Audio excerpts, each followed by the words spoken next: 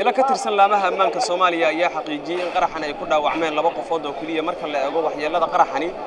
waxay tahay mid ugu badan burburka hantiyadeed ee soo gaaray goobaha ganacsi ee goobta qaraxu uu ka dhacay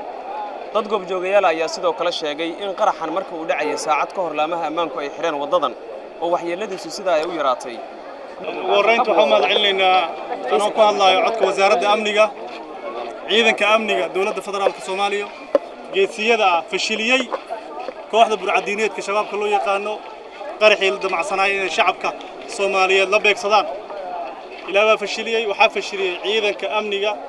أنا عدك وزارة كهلا وحنا ليه هاي هذا وما سنتين شقدينا سيلا والله عدوكن وحنا ليه هاي مر والبا وحنا بلنا إن ساس أيضا اللي فشليه بلن كانوا وحوي هاي أدانا هاي عيدا كأمني كدولة فدرالك إن مال والبا واحد جيسين عيدا كإنه فشليان وتاجن أفر اللواتن ساعة إنه إذن كنا فشليان وعن إيش يا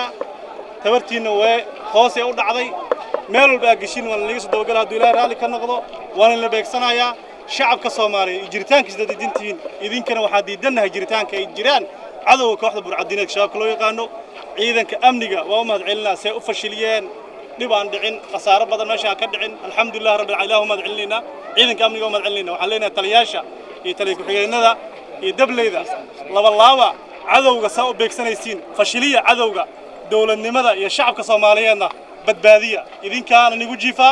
إذا كان نقول سوجيدا إذا كان نقول قناعسنا إذا كان نقول برنايا جرا أو جوجا عدونا فشلية أدولا رالي كان نقضه ساسا نوبلنا إذا كوريا شيء وصويجه هرماتين ماشى وأركته واحد خسارين ودعين إلههم علينا حببون عدوجا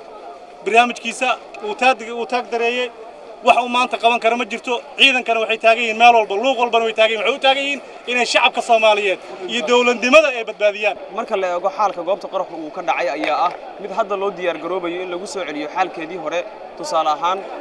qaabkii wanaagsanaa ee lahayd marka loo eego ganacsiga iyo sidoo uu shaqeynayay isku socodka dadka iyo gaadiidka dhamaan